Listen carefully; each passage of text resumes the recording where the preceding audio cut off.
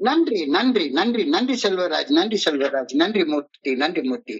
நண்பர்கள் அனைவருக்கும் என்னுடைய அன்பான பணிவான வணக்கங்கள். என் பெயர் ஜான். நான் ஒரு குடிநோயாளி. எல்லாம் உள்ள இறைவனோட அருளாலையும் தோழமையில இணைந்து செயல்படுவதால் நான் பெற்றுக்கொள்ளக்கூடிய அனுபவம் திரும்ப நம்பிக்கையாலையும் இன்னைக்கு ஒரே ஒரு நாள் நான் குடிக்கல, தெளிவா மன நிறைவா அமைதியா வாழ என்னாலான எல்லா முயற்சிகளையும் செய்து கொண்டிருக்கின்றேன். நண்பர் செல்வராஜ் குறிப்பிட்டது போல கோயம்புத்தூர் ஒருங்கிணைப்பு தீர்மானத்தின் அடிப்படையில இந்த இரவு ஆன்லைன் மீட்டிங்ல daily 9:30 to 10:30 24 hours a day 24 மணித்துளிகள் ஒரு நாள் அப்படின்ற புத்தகத்துல இருந்து ஒவ்வொரு நாளும் ஒவ்வொரு பக்கமாக எடுத்து வாசித்து விளக்கம் பார்த்து கலந்தாய்வு செய்து கூட்டத்தை நடத்தி கொண்டிருக்கின்றோம். அதன் தொடர்ச்சியாக இன்றைக்கு நாம அடைஞ்சிருக்கிற பக்கம் ஏப்ரல் மாதம் 16ஆம் தேதி. முதல்ல இந்த ஏப்ரல் 16 சிந்தனையை வாசிச்சுட்டு அதற்கப்புறமா அதற்கான விளக்கத்தை பார்த்து கலந்தாய்வு செய்து கூட்டத்தை நிறைவு செய்வோம். இந்த சிந்தனையை வாசிப்பதற்காக நண்பர் செல்வராஜ் அவர்களை பணியோட கேட்டுக்கொள்றேன். Over to you Selvaraj. April 16. Thank you thank you thank you sir. Thank you thank you sir. Thank you. 24 மணி துளிகள் ஒரு நாள், 24 hours a day. ஏப்ரல் 16 ஏய தோழமையின் இன்றைய சிந்தனை. ஏய தோழமை பரிந்துரைக்கும் 12 படிகள் அடங்கிய மீட்படையும் செயல் திட்டம் நம் வாழ்வின் பாதுகாப்பிற்கு உத்தரவாதம் அளிக்கின்றது. நாம் மீண்டும் குடிப்பதற்கு திரும்பி சென்றால் பயங்கர நிகழ்வுகள் நிகழலாம்.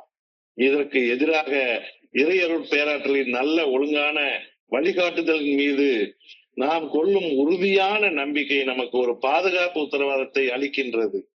நாம் நமது குடிப்பிரச்சனையை இறையருள் பேராற்றலது பாதங்களில் சமர்ப்பணம் செய்கின்றோம். இந்த சமர்ப்பணம் நமது பாதுகாப்பை உறுதி செய்து கொள்வதற்கு ஒரு பாதுகாப்பு பத்திரத்தை வழங்குவதற்கு ஒப்பானது. குடிப்பிரச்சனையால் ஏற்படக்கூடிய அனைத்து பயங்கரங்களுக்கும் எதிராக அது நமக்கு ஒரு பாதுகாப்பு உத்தரவாதத்தை அளிக்கின்றது. நான் தொடர்ந்து ஏய தோழமை அளிக்கும் பாதுகாப்பு உத்தரவாதத்திற்கு செலுத்த வேண்டிய சந்தாவை செலுத்தி வருகின்றேனா? இன்றைக்கான தியானம்: மனிதகுலம் அனைத்துக்கும் அன்பு செய்ய நான் முயற்சிக்க வேண்டும். மனிதர்கள் அனைவருமே இறையருள் பேராற்றின் குழந்தைகள் என்பதால் அவர்கள் ஒருவருக்கொருவர் சகோதரர்கள். இந்த சகோதர உணர்வில் இருந்து அன்பு பிறக்கின்றது.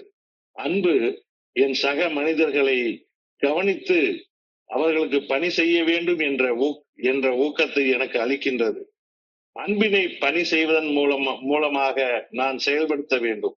அன்பு என்பதற்கு அர்த்தம் என் சக மனிதர்களை கடுமையாக தீர்ப்பிடாது இருத்தல், சக மனிதர்கள் மேல் வெறுப்பு கொள்ளாது இருத்தல், சக மனிதர்களை பற்றி புறம் பேசாது இருத்தல், சக மனிதர்களை கடுமையாக விமர்சனம் செய்யாது இருத்தல். அன்பு என்பது பொறுமை, புரிந்து கொள்ளுதல், பரிவு காட்டுதல், பணி செய்தல். இந்த பண்புகளுடன் செயல்படும் செயல்களால் அன்பு வெளிப்படுத்தப்படுகின்றது. இன்றைக்கான பிரார்த்தனை: இறைவன் நம் அனைவரின் தந்தை என்பதால் நம் அனைவரையும் அவர் அன்பு செய்கின்றார் என்பதை நான் புரிந்து கொள்ள வேண்டும் என பணிவுடன் வேண்டுகின்றேன். இறைவனின் குழந்தைகள் அனைவரையும் நானும் அன்பு செய்ய வேண்டும் என பணிவுடன் வேண்டுகின்றேன். நன்றி சார். நன்றி நன்றி நன்றி செல்வராஜ், நன்றி செல்வராஜ், நன்றி செல்வராஜ். நண்பர்கள் அனைவருக்கும் என்னுடைய அன்பான பணிவான வணக்கங்களை மீண்டும் ஒரு முறை தெரிவித்துக் கொள்றேன். என் பெயர் ஜான். நான் ஒரு குடிநோயாளி. எல்லாம் வல்ல இறைவனோட அருளாலையும் ஏய தோழமையில இணைந்து செயல்படுவதால் நான் பெற்றுக்கொள்ளக்கூடிய அனுபவம் திரும்ப நம்பிக்கையாலையும் இன்னைக்கு ஒரே ஒரு நாள் நான் குடிக்கல, தெளிவா மன நிறைவா அமைதியா வாழ என்னாலான எல்லா முயற்சிகளையும் செய்து கொண்டிருக்கின்றேன். நேற்றைக்கு சிந்தனை do I believe that the Fellowship of Alcoholics Anonymous we have something more effective than fear அப்படின்ற சிந்தனையை கொடுத்தது. பயத்தை விட வெறும் பயந்து செத்து வாழாம பயத்திலிருந்து நம்மளை காப்பாற்றக்கூடிய ஒரு செயல் திட்டம் நமக்கு இருக்கா அப்படின்ற கேள்வியை நேற்று கேட்டிருந்தாங்க. இன்னைக்கு அந்த இன்சூரன்ஸ் பாலிசி அப்படின்ற ஒரு வார்த்தைய ரொம்ப ஆழமாக பயன்படுத்தியிருக்காரு. காப்பீடு திட்டம். இன்சூரன்ஸ் என்பது காப்பீடு. இன்சூரன்ஸ் அப்படின்னா என்ன? நான் அரசாங்கத்துல ரொம்ப நாள் வேலை பார்த்ததுனால இந்த வளர்ந்த நாடுகள் எல்லாமே மெயினா வச்சிருக்கிற கான்செப்ட் இன்சூரன்ஸ். அதாவது அந்த நாட்டுடைய பிரஜைகள் எல்லாருக்கும் அந்த நாட்டுடைய அரசாங்கம் நீங்க எல்லாரும் சுதந்திரமாக சந்தோஷமாக நிம்மதியாக வாழலாம் அப்படின்றதுக்கான ஒரு உத்தரவாதத்தை வளர்ந்த நாடுகள் எல்லாமே கொடுக்குது. எல்லாமே கொடுக்குது. சுதந்திரமா வாழ்றதுக்கு உனக்கு நான் உத்தரவாதம் கொடுக்குறேன். அதாவது அமெரிக்காவுக்குள்ள நுழைஞ்சாலே அங்க ஸ்டாச்சு ஆஃப் லிபர்ட்டி தான் முதல்ல நிற்கும். அப்ப ஒரு காப்பீடு. அப்ப அந்த நாட்டுக்கு உள்ளார போனோம்னாலே காப்பீடு இல்லாம, இன்சூரன்ஸ் இல்லாம யாருமே வளர்ந்த நாடுகளுக்குள்ளார போகவே முடியாது. இது அந்த நாட்டுல வசிக்கிற மக்களுக்கு தெரியும். காப்பீடு, இன்சூரன்ஸ் என்பது ஒரு சட்ட ரீதியான ஒப்பந்தமாகும். நான் ஒரு காப்பீடு நிறுவனத்துக்கு ஒரு குறிப்பிட்ட தொகையை பிரீமியமாக செலுத்திட்டா, சந்தாவாக செலுத்திட்டா, அதற்கு ஈடாக எனக்கு எதிர்பாராத இழப்புகள், சேதங்கள், காயங்கள், நோய்கள் நேரும் போது அந்த நிறுவனம் எனக்கு ஒரு நிதி பாதுகாப்பை எனக்கு கொடுக்குது. இன்சூரன்ஸ் என்பது ஒரு காப்பீடு. காப்பீடு இது ஒரு இடர் மேலாண்மை வழிமுறையாகும் அப்படின்னு இன்சூரன்ஸை பத்தி சொல்றாங்க. ரிஸ்க் மேனேஜ்மெண்ட் ரொம்ப முக்கியமானது, ரொம்ப முக்கியமானது. அத வளர்ந்த நாடுகள் எந்த நாடுகள் வேணாலும் எடுத்து பாருங்க, இன்சூரன்ஸ் இல்லாம அந்த நாட்டுக்குள்ளார காலடி கூட எடுத்து வைக்க முடியாது. இன்சூரன்ஸ் என்பது ஒரு ஒப்பந்தம், ஒரு அக்ரிமெண்ட்.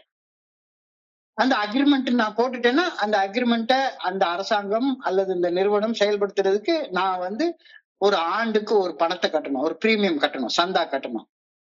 அந்த சந்தாவை கட்டிட்டா அந்த நிறுவனம் எனக்கு நிதி பாதுகாப்பை, ஒரு பினான்சியல் செக்யூரிட்டியை கொடுக்குது.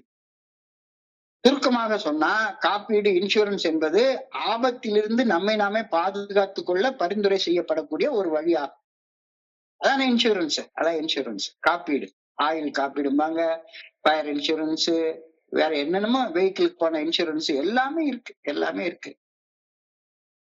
சோ நம்மை பாதுகாத்துக் கொள்ள நமக்காக நாமே செய்து கொள்ளக்கூடியது ஒரு காப்பீடு, ஒரு இன்சூரன்ஸ் பண்ணிக்கிறோம்.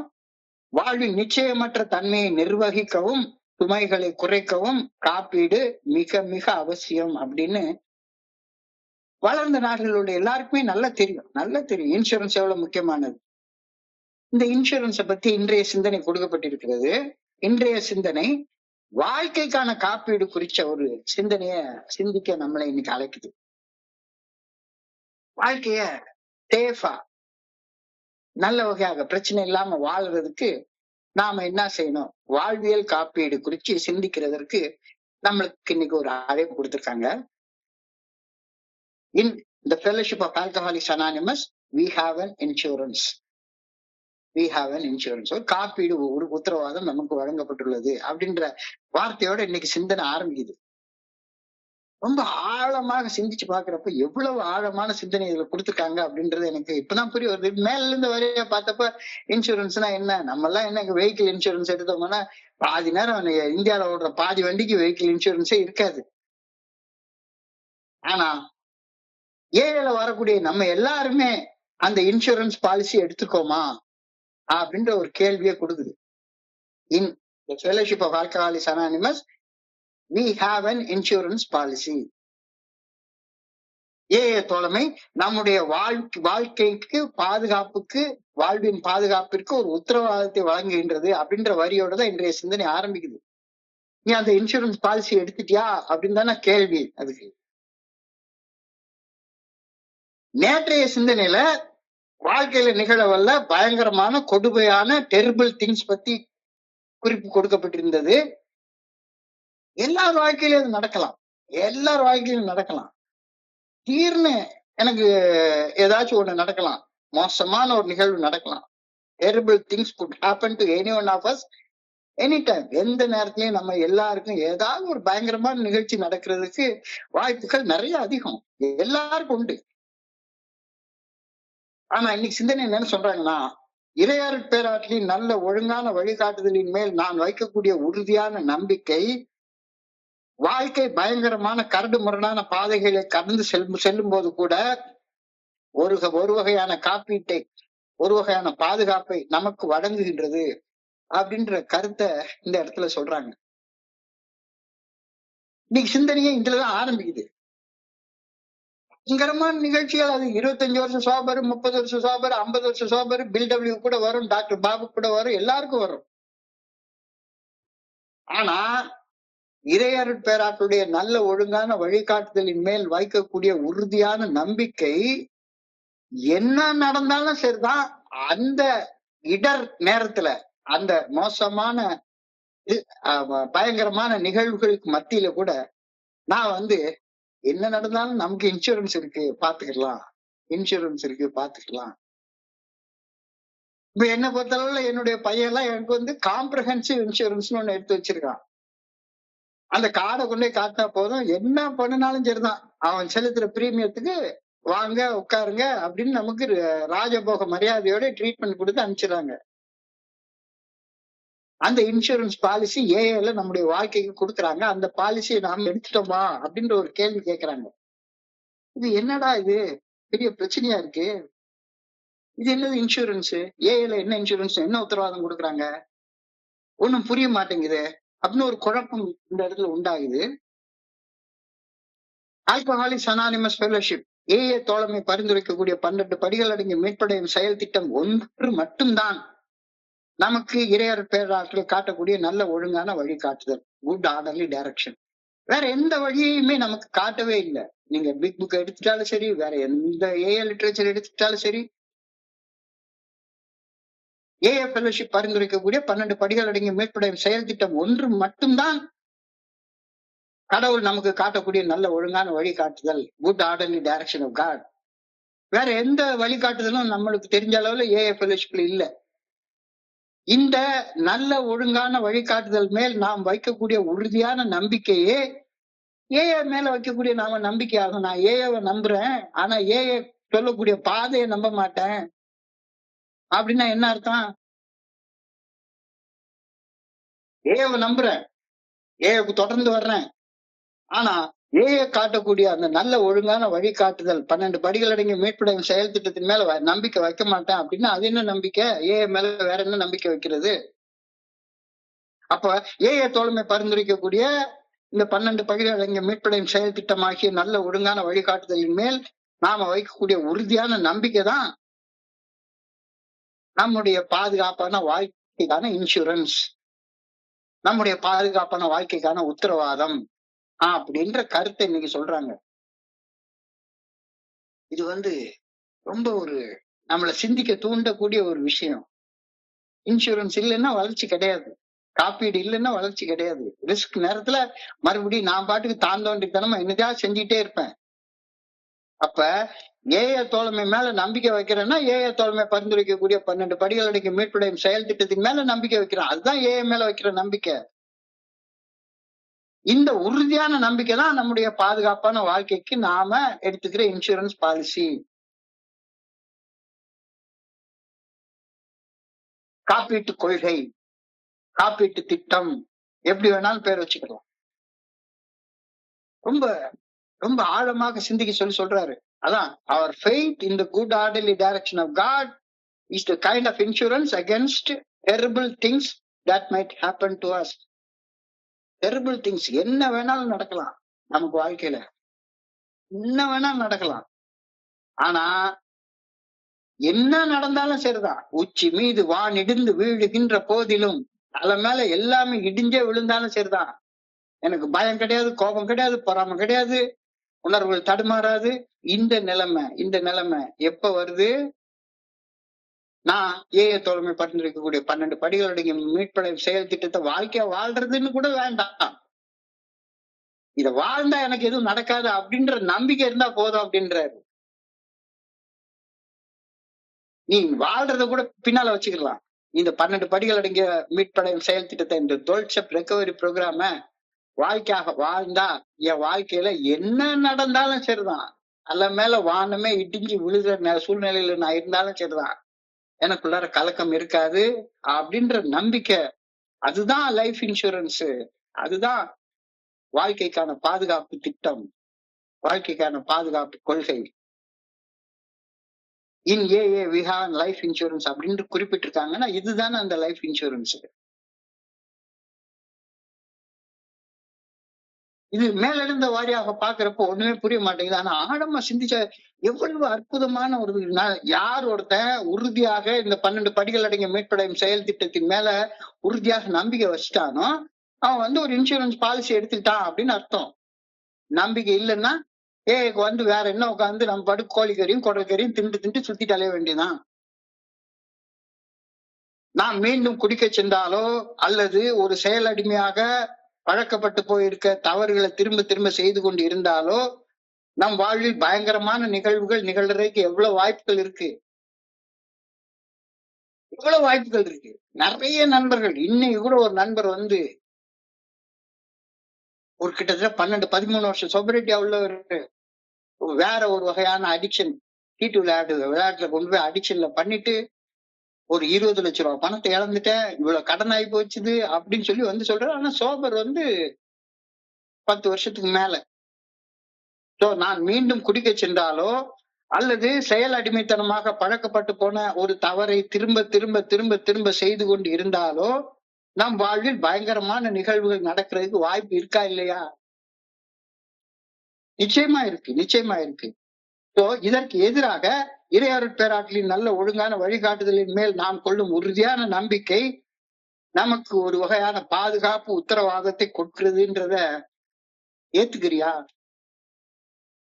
ஏத்துக்கிறியா? வேற என்ன வகையால உத்தரவாதம் உனக்கு இருக்கு வாழ்க்கையில?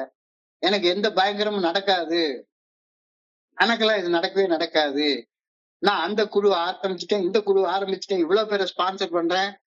ஆனாலும் கூட நீ எவ்வளவு ஆக்டிவிட்டி செஞ்சாலும் கூட, தர்ம காரியங்கள் 1000 செஞ்சாலும் கூட, நீ இந்த 12 படிகள் அடங்கிய மீட்படையும் செயல் திட்டத்தை அறத்தின் வழிய தர்மத்தின் வழிய நீ ஏற்றுக்கொள்ளல, இந்த வழியை நம்பல அப்படின்னு சொன்னா உன் வாழ்க்கைக்கு உத்தரவாதம் இருக்கா? உன் வாழ்க்கையின் பாதுகாப்புக்கு உத்தரவாதம் இருக்கா? கொஞ்சம் ஆழமாக யோசிச்சு பாரு அப்படின்ற கருத்தை எனக்கு சொல்றாங்க. Faith is some kind of an insurance.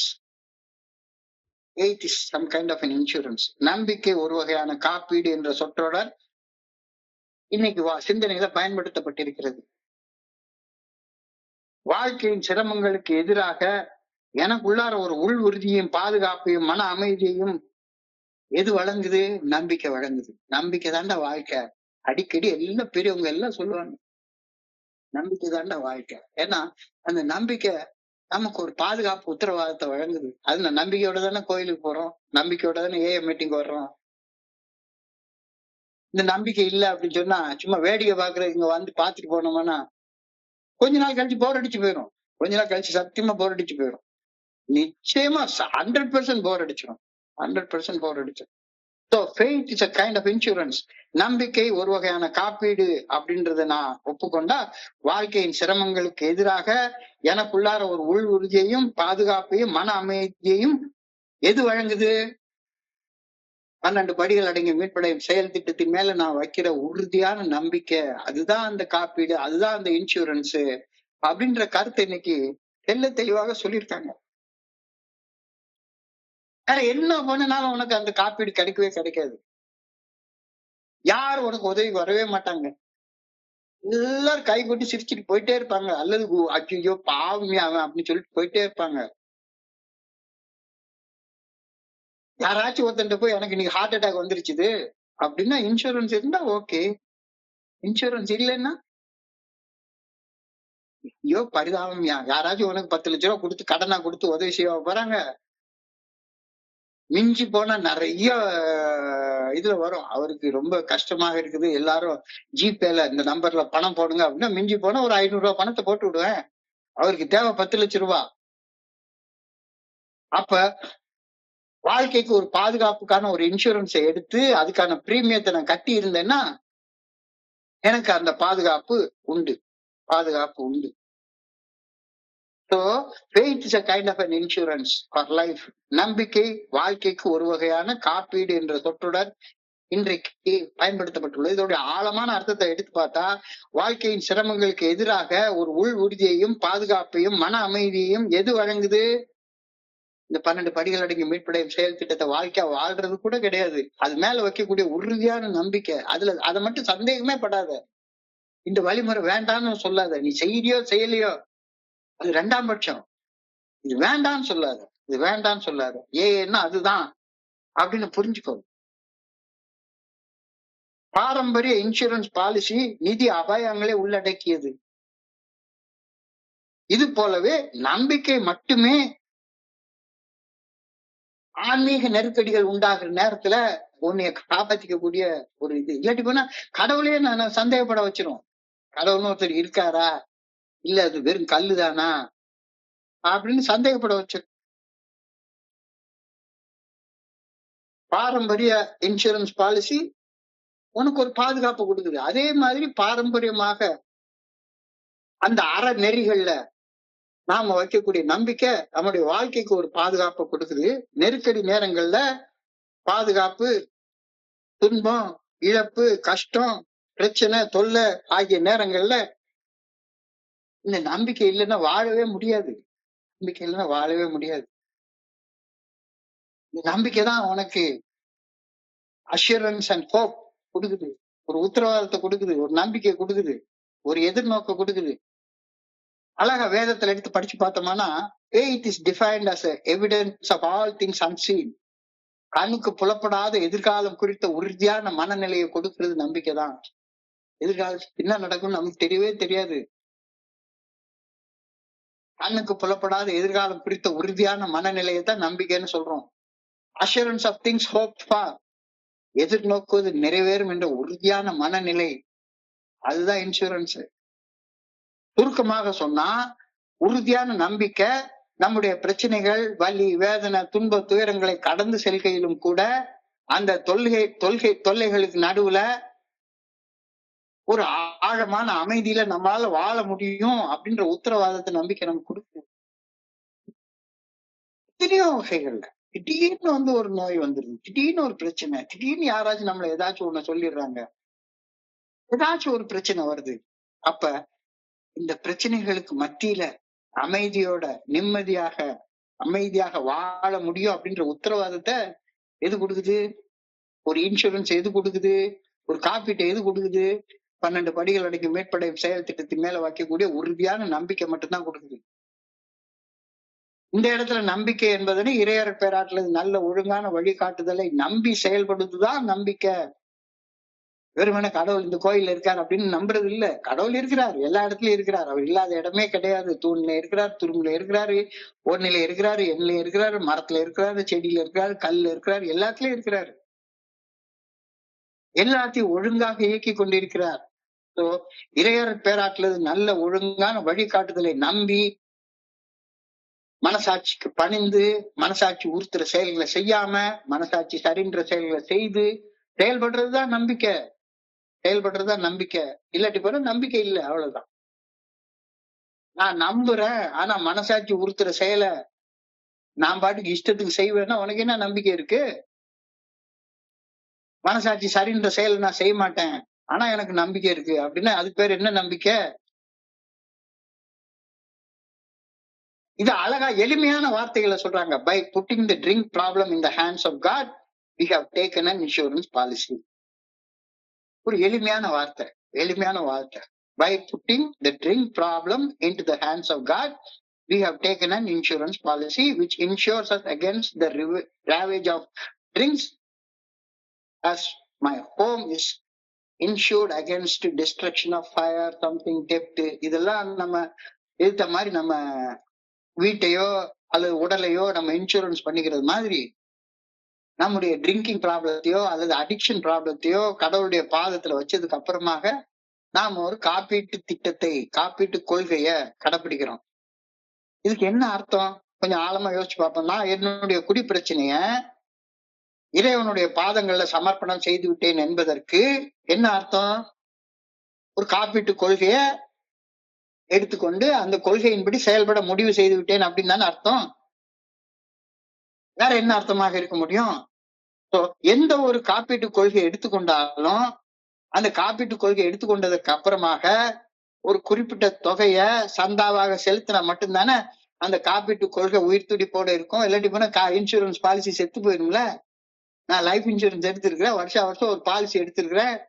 அந்த பாலிசி அழகா டேட், டைம், செகண்ட் வரைக்கும் போட்டு கொடுத்துருவாங்க. இப்ப என்னுடைய வெஹிக்கிள் இன்சூரன்ஸ் எடுத்திருக்கிறேன், வெஹிக்கிள் இன்சூரன்ஸ் இன்னைக்கு எடுத்திருக்கிறேன் அப்படின்னா அடுத்த வருஷம் இந்த நாள் எனக்கு 8 மணி 12 நிமிடங்கள்ல இந்த பாலிசி காலாவதி ஆகி போயிடும். அதுக்கு முன்னாலே அதை ரெனியூ பண்ணிருக்கணும். ரெனியூ பண்ணி அது காலாவதி ஆகாம இருந்திருந்தா தானே இன்சூரன்ஸை நான் கிளைம் பண்ண முடியும். அப்ப நான் இறைவனுடைய என்னுடைய பிரச்சனையை கடவுளோட பாதத்தில் சமர்ப்பிச்சுட்டேன்னா அதுக்கு நான் ஒரு சந்தா செலுத்தணும். எந்த ஒரு காப்பீட்டு கொள்கை எடுத்துக்கொண்டாலும் ஒரு குறிப்பிட்ட தொகையை சந்தாவாக செலுத்தினா மட்டும்தான் அந்த இன்சூரன்ஸ் கொள்கை, அந்த இன்சூரன்ஸ் பாலிசி லைவ்ல இருக்கும், உயிர் துடிப்போட இருக்கும். காப்பீடு இறையருள் பேராற்றலோட நான் செய்து கொள்ளக்கூடிய ஒரு ஒப்பந்தத்திற்கு இணையாகும். இந்த இன்சூரன்ஸ் பாலிசி எடுக்க நான் ஒரு பிரீமியம் செலுத்தி ஆகணும். பிரீமியம் சந்தா செலுத்தாவிட்டால் காப்பீட்டு ஒப்பந்தம் உயிரோடு இருக்காது, செத்து போயிடும். இன்று ஒரு நாள் மட்டும் மோசம் செய்யும் முதல் குடியை விலக்கி வைத்து வாழ்வதுதான் இந்த ஒப்பந்தத்துக்கு நான் செலுத்தக்கூடிய பிரீமியம் ஆகும். நான் செலுத்த வேண்டிய சந்தாவை செலுத்திட்டேன்னா குடிக்க வேண்டிய அதிதீவிர மன எழுச்சி, மன கிளர்ச்சி, மன வெறி என ஆட்டி படைச்சு அலக்கழிக்கிற சோதனை நேரங்கள்ல கூட கடவுள் என்னுடைய உள்ள சமநிலைய நிம்மதிய நிறைவா காத்து கொள்ள உதவுவார். இது கொஞ்சம் ஆழமாக சிந்திக்க வேண்டிய இடம். அதாவது நான் கடவுளோட ஒரு ஒப்பந்தம் போன ஒரு இன்சூரன்ஸ் பாலிசி எடுத்துக்கிறேன். அந்த இன்சூரன்ஸ் பாலிசி இன்னைக்கு நான் குடிக்க கூடாது, ஒரு அடிக்டாக செயல்படக்கூடாது. அப்போ அடிக்டாக செயல்படக்கூடாதுன்னு ஆண்டவன்ட்டு நான் ஒரு ஒப்பந்தம் போட்டதுக்கு அப்புறமாக, குடிக்க கூடாதுன்ற அந்த ப்ராப்ளத்தை கடவுளுடைய பாதத்துல வச்சதுக்கு அப்புறமாக நான் செலுத்துற பிரீமியம் என்ன? இன்னைக்கு ஒரு நாள் குடிக்காம இருக்கிறது. அதுதான் அதுக்கு செலுத்த வேண்டிய பிரீமியம். இந்த பிரீமியத்தை நான் செலுத்திட்டேன்னா எப்பேற்பட்ட குடி வெறி வந்தாலும் குடிக்காம இருந்தா மனசு அலக்கழிக்கக்கூடிய கோபம், பயம், பொறாமை, சந்தேகம், காமம் என்ன வந்தாலும் சரிதான், அந்த உணர்வு தடுமாற்றங்களுக்கு மத்தியில நான் குடிக்காம இருப்பேன். என்னுடைய அதிதீவிர மன எழுச்சி, மன கிளர்ச்சி, மன வெறி என்ன ஆட்டி படைச்சு அலக்களிக்கிற அந்த சோதனை நேரத்துல கூட நான் குடிக்காம இருப்பேன். பிரீமியத்தை செலுத்தணும். மிகப்பெரிய கேள்வி நீ கேட்கப்பட்டிருக்கிறது. Am I paying an insurance am I paying the premium for the AA insurance policy? நான் AA தலைமையில என்னுடைய காப்பீட்டு சந்தாவை தொடர்ந்து செலுத்தி வருகின்றேனா? செலுத்தவில்லை என்றால் தியானத்துக்கு கடந்து போ. நீ ஒழுங்கா பிரீமியம் கட்டிட்டு இருக்கியா? இன்சூரன்ஸ் பாலிசியை உயிர் துடிப்போட வச்சிருக்கியா? என்னையா சொல்றாங்க? ஒண்ணுமே புரிய மாட்டேங்குது. அது என்னையா சந்தாகுந்தான்னு சொல்றாங்க, இன்சூரன்ஸ் பிரீமியம் எல்லாம் சொல்றாங்க.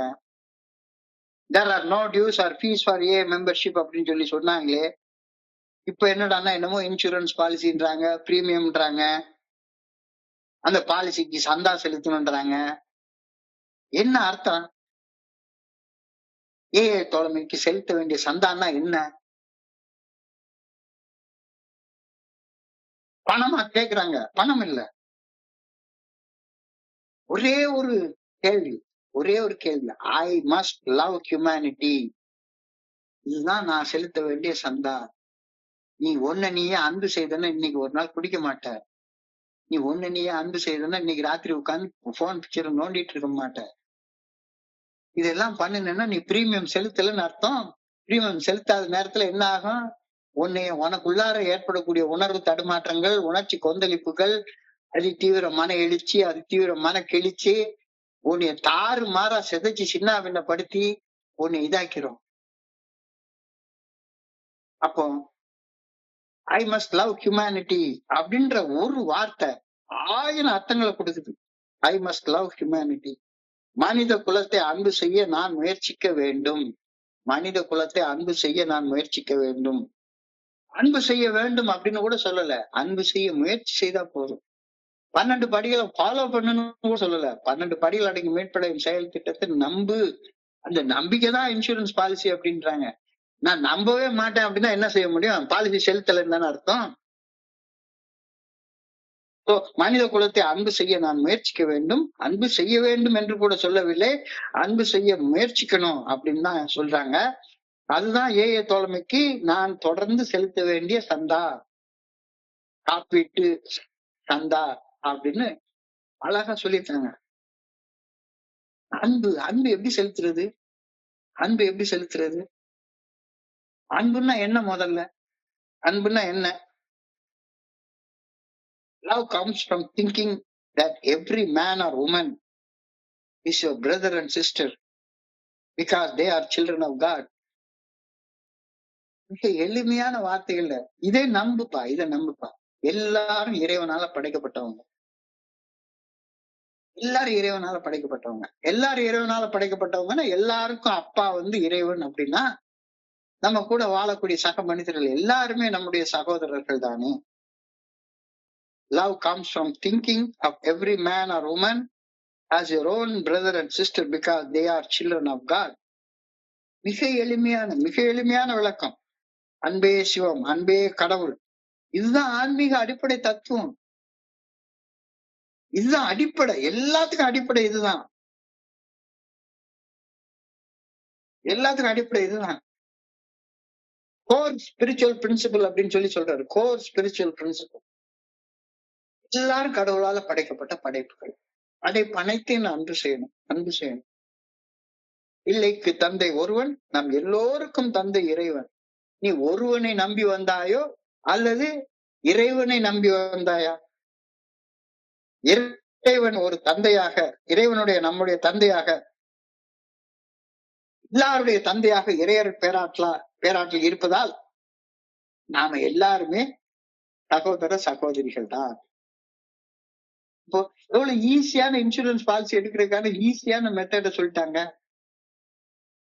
எல்லாருமே எல்லாருமே எல்லாருமே என்னுடைய சகோதர சகோதரிகள். யாரையும் நான் காயப்படுத்தக்கூடாது. Loving others as a family reflects the true divine love. எல்லாரும் மனித குடும்பத்தை சேர்ந்தவர்கள் அப்படின்ற சிந்தனையோட பாக்குற நேரத்துல இது ஏன் குழு, இது ஓன் குழு, இது ஏன் குரூப், அது ஓன் குரூப் இல்ல. முழுமை முழுமை ஒண்ணு ஒண்ணு. என்னுடைய குருஜி அழகா சொல்லுவாரு, we call it as the universe, not a multiverse. It is a unit. It is a unit. ஒன்று ஒன்று ஒன்று. Loving others as a family reflects the true divine love. இதுதான் வாழ்க்கையின் காப்பீட்டிற்கு நான் செலுத்த வேண்டிய சந்தா. பணம் காசுல கேட்கவே இல்லை. எல்லாரையும் உன்னுடைய சகோதரன மனிதராக நினைச்சுக்கோ. அந்த ஒரு நினைப்பு மட்டுமே நீ உன்னுடைய வாழ்க்கை பாதுகாப்பாக இருப்பதை உறுதி செய்வதற்கு நீ செலுத்த வேண்டிய அந்த ஆயுள் காப்பீட்டு சந்தா. என் சக மனிதர்கள் அனைவரையும் சகோதரர்களாக நினைத்து அன்பு செலுத்துவது என்னுடைய வாழ்வின் காப்பீட்டிற்கு நான் செலுத்த வேண்டிய சந்தா. காசு பணமா அவன்கிட்ட கேட்டாங்க? இல்ல இல்ல. யாராக இருந்தாலும் சரிதான், யாராக எவ்வளவு பெரிய கொலை குத்தம் பண்ண ஒரு மனுஷனாக இருந்தாலும் சரிதான், அவனும் மனுஷன். ஒவ்வொரு மனிதனும் என் நண்பன், ஒவ்வொரு மனிதனும் சகோதரன். ஏன் அவனும் கடவுளுடைய பிள்ளை, நானும் கடவுளுடைய பிள்ளை, அவன் என்னுடைய சகோதரன். சோ பிற மனிதர்களை என்னுடைய குடும்பமாக கருதி அவனை அன்பு செய்யும் போது நான் கடவுளை அன்பு செய்யறேன் அப்படின்ற கருத்துங்க சொல்றாங்க. இதுதான் என்னுடைய வாழ்க்கை பாதுகாப்புக்கு நான் செலுத்த வேண்டிய சந்தா. யுனிவர்சல் ஃபேமிலி, உலகளாவிய குடும்பம், உலகளாவிய குடும்பம். அனைத்து மனிதர்களுக்கும் ஒருவரோடு ஒருவர் இணைக்கப்பட்ட குடும்பத்தை சேர்ந்தவர்கள். அனைத்து மனிதர்களும் ஒரு பரந்த குடும்பத்தின் அன்பு என்பது அனைவரையும் உடன் பிறந்தவர்களாக, கடவுளின் குழந்தைகளாக பார்க்கணும் அப்படின்றது அன்பு. பாரு போதும், பாரு போதும், உன் வாழ்க்கை பாதுகாப்பா இருக்கும், உன் வாழ்க்கை பாதுகாப்பா இருக்கும். தெய்வீக குணமாக அன்பு பாரு. கடவுள் அன்பானவர், லவ் இஸ் காட், அன்பே சிவம் அப்படின்னு நீ பாக்குறப்ப அன்பு என்பது உன்னை கடந்து செல்லக்கூடிய ஒரு உணர்வாக நினைக்காத. அதுதான் உன்னுடைய உயிர்நிலை. அன்பின் வழியது உயிர்நிலை, அன்பின் வழியது உயிர்நிலை. அக்திலார் என்பு தோல் போர்த்திய உடம்பு.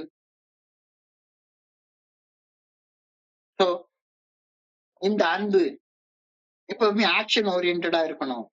அன்பு எப்பவுமே ஆக்ஷன் ஓரியன்டா இருக்கணும், செயல் சார்ந்த அன்பாக இருக்கணும். Whoever does not love his brother whom he has seen cannot love God whom he has not seen. கண்ணுக்கு புலப்படாத கடவுளை நீ அன்பு செய்யணும்னா இறைவனுடைய வடிவமாக உன் கண்ணு முன்னால நிக்கக்கூடிய உன்னுடைய சக மனிதனை அன்பு செய்யி, உன்னுடைய வாழ்க்கை பாதுகாப்பா இருக்கும் அப்படின்ற கருத்தை இந்த இடத்துல சொல்றாங்க. Whoever does not love his brother whom he has seen cannot love God whom he has not seen. கண்களால் காணும் சக மனிதனை செயல்களால அன்பு செய்ய முடியாத ஒருத்தன் கண்ணுக்கு காணாத கடவுளை எப்படி அன்பு செய்வார்? சான்ஸே கிடையாது. இதோடைய பிராக்டிக்கல் அப்ளிகேஷன் என்னன்னு பார்த்தா, ஓவர் கமிங் வித் ஹேட்ரட், வெறுப்பு, மன கசப்பை கடந்து வருதல், ஃபர்கிவ்னஸ், மன்னிப்பு, மனசுல வெறுப்பு கசப்பு இல்லாது செய்து விடுதல், மண் பிளஸ் ஈற்றல் மன்னித்தல், மனசுல வெறுப்பும் மன கசப்பும் இல்லாது செய்து விடுதல் மன்னித்தல். So overcoming hatred, forgiving, element, healing of a fellowship, தோழமையை உணர்வு. எல்லாரும் கூட எனக்கு ஒரு ஃபெல்லோஷிப் இருக்கு, ஒரு தோழமை இருக்கு. In essence, this belief shift focus from individual differences to shared divine parentage, transforming relationship with inspiring love, compassion and unity.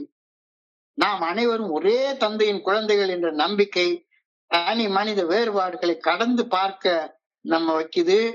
சாதாரண உறவினை கூட அன்பின் உறவாக பார்க்க வைக்குது. எல்லாரையும் அன்போட பார்க்க வைக்குது. So this way of thinking makes one enough, makes me care enough about others and really want me to help them. சக உதரர்கள் அப்படிம்பாங்க. சகோதரன் சகோதரி அப்படின்னா சக உதரம் என்றால் வயிறு. ஒரே வயிற்றுல பிறந்தவர்களை சகோதரர்கள் அப்படின்னு சொல்றோம். ஒரே சோர்ஸ்ல இருந்து பிறந்தவங்கள கடவுள் என்ற அந்த இறையாற்றல் பேராற்றல் சோர்ஸ்ல இருந்து பிறந்தவங்க எல்லாருமே சக உதரர்கள்.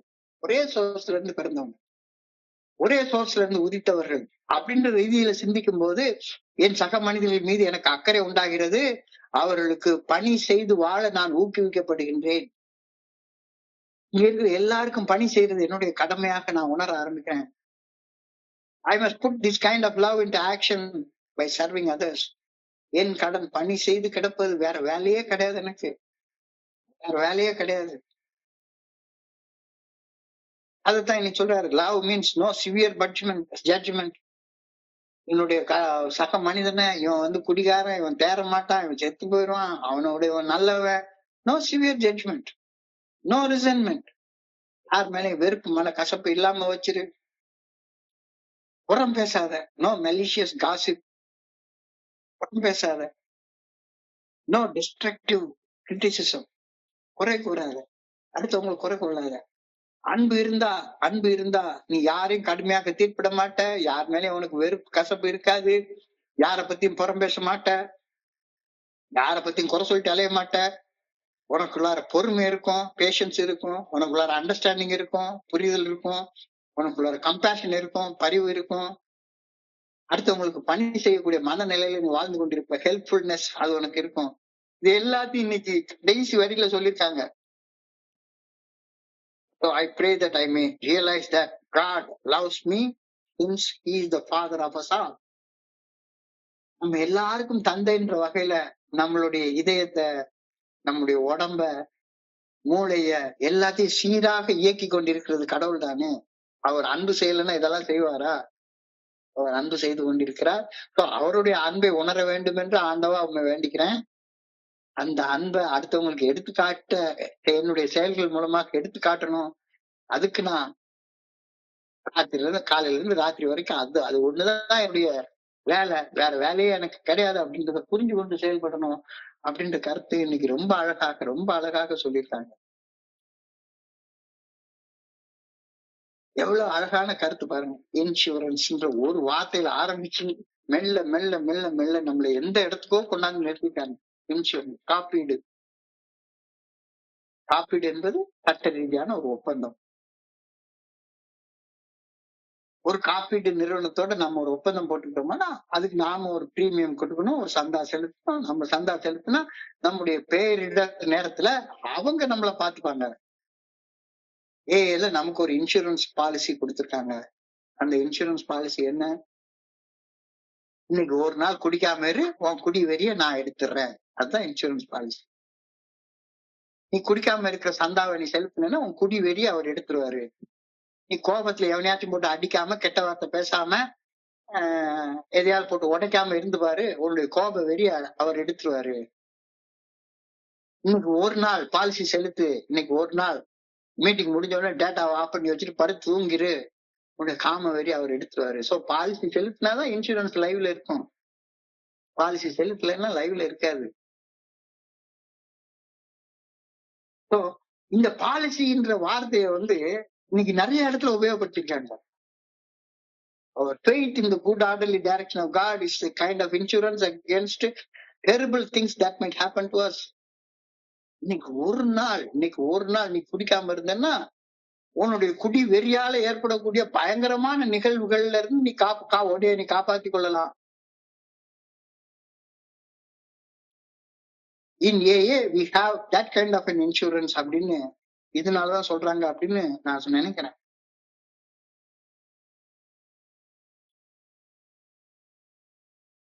இந்த இன்சூரன்ஸ் பிரீமியத்தை நான் செலுத்திட்டேனா அப்படின்னு கேட்டு இதற்கு ஒரு வித்தியாசமான தியானத்தை கொடுத்திருக்காங்க பாருங்க. அதுதான் ரொம்ப முக்கியமானது. நீ வேற எதுவுமே செய்ய வேண்டாயா, எதுவுமே செய்ய வேண்டாயா. உன்னுடைய சக மனிதர்களை அன்பு செலுத்து போதும். அந்த ஒரு பிரீமியம் உனக்கு கட்டிட்டா போதும். இவன் நல்லவன், இவன்கிட்ட அன்பு செய்வான், இவன் கெட்டவன், இவன் அன்பு செய்ய மாட்டான். இது நல்ல குரூப், இந்த குரூப்ல போய் சேர்ந்துப்பேன், இந்த இதை எடுக்க மாட்டேன். இவர் நல்ல ஸ்பான்சர், இவர்கிட்ட சேர்ந்தா எனக்கு பெரிய வளர்ச்சி இருக்கும். இந்த குரூப்ல போய் நான் எப்படியாச்சும் பேசிவிட்டேன்னா எனக்கு சரியாகி போயிடும். I must love humanity. மனித குலத்தை அன்பு செய்ய முயற்சி பண்ணு போதும். அன்பு செய்யன்னு கூட சொல்லல, அன்பு செய்ய முயற்சி பண்ணு. அழகா சொல்லுவாங்க, அறம் செய்ய விரும்பு அப்படின்னு அவையார் சொல்றாங்க. அறம் செய்யன்னு கூட சொல்லவே இல்லை. அறம் செய்ய விரும்பு, அன்பு செய்ய விரும்பு, அன்பு செய்ய விரும்பு. இந்த உலகத்துல இருக்கிற எல்லாருமே கடவுளுடைய குழந்தைகள் அப்படின்றதுனால எல்லாருமே என்னுடைய சகோதரர்கள். இல்ல இவன் நல்ல சகோதரன், இவன் கிட்ட சகோதரன் அப்படின்னு தீர்ப்பிட வேண்டிய அவசியம் எனக்கு கிடையவே கிடையாது. Loving others as a family reflects true divine love. இதுதான் வாழ்க்கையுடைய காப்பீட்டுக்கு நான் செலுத்த வேண்டிய பிரீமியம். மனுஷர்கள் எல்லாரும் என்னுடைய சகோதரர்கள்னு நினைச்சா போதும், நினைச்சா போதும். ஒரு கொடுமையா ஒரு கெடுதலும் உனக்கு வரவே வராது. ஆண்டுக்கு ஆண்டு, தேதிக்கு தேதி 1000 இருக்குது சுபதினம். அடுத்தவர் நலத்தை நினைப்பவர் தமக்கு ஆயுள் முழுவதும் சுபதினம். அடுத்தவர் நலத்தை நினைக்காதவனுக்கு ஆயுள் முழுக்க கெட்ட நாள் தான். நேற்றுக்கு நல்ல நாள், நேற்றுக்கு மட்டும் குடிக்காம இருக்கணும், நேற்றுக்கு ஒரு நாள் அன்பு செஞ்சா போதும் அப்படிலாம் கிடையாது. அடுத்தவர் நலத்தை நினைப்பவர் தமக்கு ஆயுள் முழுவதும் சுபதினம். அப்படின்னா என்ன அர்த்தம்? அடுத்தவர் நலத்தை, அடுத்தவன் சகோதரனா நினைக்காத ஒரு மனுஷனுக்கு ஆயுள் முழுக்க கெட்டதுதான் நடக்கும். இன்சூரன்ஸே கிடையாது, இன்சூரன்ஸே கிடையாது. அன்பு உன்னுடைய உயிர் நிலையாக மாறட்டும். அன்பின் வழியது உயிர்நிலை. அகிலார் என்பதோல் போற்றிய உடம்பு. அன்பு செயல் சார்ந்ததாக இருக்கட்டும். அண்ணுக்கு புலப்படக்கூடிய மனிதனை அன்பு செய்ய முடியாதவன் தெய்வத்தின் ரூபமாக, தெய்வ மனுஷ ரூபையானா அப்படி சொல்லியிருக்காங்க. மனிதர் வடிவத்துல பார்க்கக்கூடிய மனுஷனை அன்பு செய்யாம இவன் கெட்டவன், இவனை நான் வெறுப்பேன், இவன் மேல கோவப்படுவேன், இந்த பெண் மேல அதீத காமப்படுவேன் அப்படின்னு சொல்லி இதெல்லாம் பண்ணணுமானா அன்பு இல்லைன்னு தானே அர்த்தம். இன்சூரன்ஸ் பாலிசி செலுத்தலைன்னு தானே அர்த்தம். இன்சூரன்ஸ் பாலிசி செலுத்தலைன்னா அவ்வளவுதான், ஆக்சிடென்ட் ஆனா போய் சேர்ந்துட வேண்டியதான், ஒண்ணும் கிடைக்காது. பாலிசி செலுத்தினா காம்ப்ரஹென்சிவ் கவரேஜ், காம்ப்ரஹென்சிவ் கவரேஜ். ஒரு பைசா கட்ட வேண்டாம்.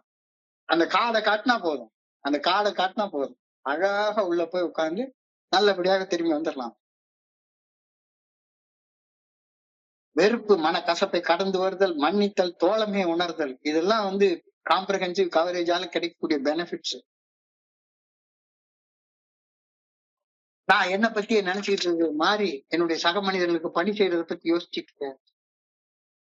யாரையும் தீர்ப்பிட மாட்டேன், யார் மேலையும் வெறுப்பு மன கசப்பு வச்சிருக்க மாட்டேன், யாரை பத்தியும் புறம் பேச மாட்டேன், அடுத்தவங்களை பத்தி குறை சொல்ல மாட்டேன். இதெல்லாம் பாலிசி. குறை சொன்னேன்னு நீ பாலிசி செலுத்தலன்னு அர்த்தமாயிடும். அன்புக்கு பொறுமை உண்டு, அன்புக்கு புரிதல் உண்டு, அன்புக்கு பரிவு உண்டு, அன்புக்கு பணி செய்யக்கூடிய குணம் உண்டு. I pray that I may realize that God loves me since He is the Father of all creation. இறைவன் எல்லாருக்கும் தந்தை என்பதால எல்லாரையும் அவர் ஒரு போல அன்பு செய்யறாரு. 2 கண்ணுல ஒரு கண்ணை கூட அன்பு செஞ்சுட்டு இன்னொரு கண்ணு குறைச்சு அன்பு செய்வார? கடவுள் படைச்ச எல்லாத்தையும், கல்லா இருந்தாலும் சரிதான், மரமா இருந்தாலும் சரிதான், கொடியாக இருந்தாலும் சரிதான், மண் புழுவாக இருந்தாலும் சரிதான், நாயா இருந்தாலும் சரிதான், பூனையாக இருந்தாலும் சரிதான், என்ன மாதிரி குடிநோயாளியா இருந்தாலும் சரிதான், இல்ல பெரிய மகாத்மா காந்தியாக இருந்தாலும் சரிதான், எல்லாரையும் ஒரு சேர்தான் அவர் அன்பு செய்யறாரு.